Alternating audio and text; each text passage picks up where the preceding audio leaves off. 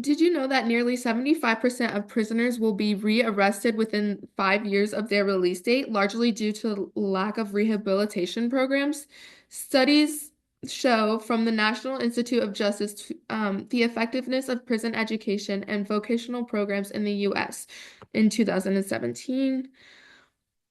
These reforms not only affect the prisoners themselves, but also improve the safety and well-being of our communities by giving former inmates a better chance to reintegrate successfully. My older sister has a degree in criminal justice, and she has taught me a lot about the prison system and how things need to change, and I feel the same way. Prison reforms are urgently needed to focus on rehabilitation over punishment to reduce overcrowding and improve conditions for prisoners, ultimately benefiting society as a whole. Let's look at why prison reform is critical to the well-being of inmates in society. Overcrowding in prisons creates poor living conditions, such as limited access to healthcare, sanitation, and space. It also increases tension among inmates, leading to more violence. With limited resources, overcrowded prisons struggle to offer effective rehabilitation programs, making it harder for the inmates to turn their lives around.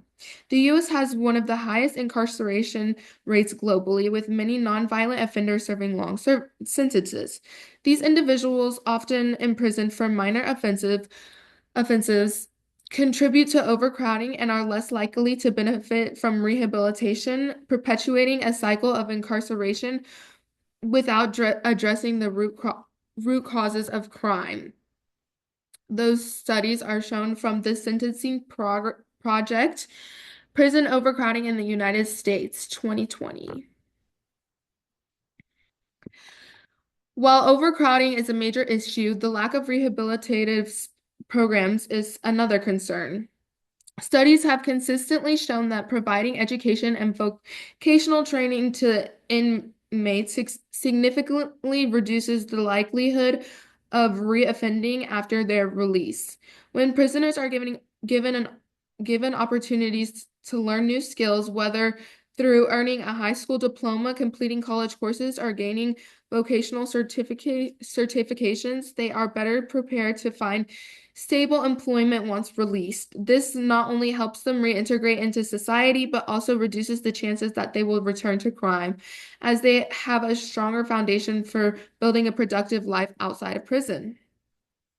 Many individuals incarcerated in the U.S. struggle with untreated mental health issues or substance abuse problems, which often contribute to the criminal behavior.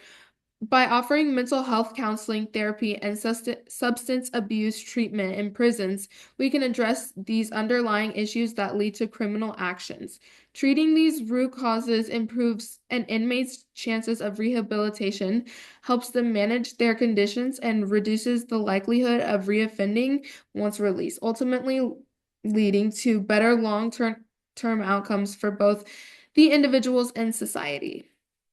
In addition to rehabilitation, improving prison conditions is essential for the well-being of inmates. When inmates are treated like humans and are given opportunities to rehabilitate, they are more likely to successfully reintegrate into society. Prison reforms could reduce taxpayer costs by lowering recidivism rates and increasing employment opportunities for released prisoners. America's prisons are overcrowded, underfunded, and fail to provide the rehabilitation necessary for offenders to re-enter society successfully. By focusing on education, vocational training, and mental health support, we can reform our prisons and create a more effective system. Prison is not just a place for punishment, it should be a place for transformation. If we don't give inmates a chance to change, we all lose. I protest to support prison reform initiatives and advocate for a system that values rehabilitation over punishment. Thank you for watching my presentation.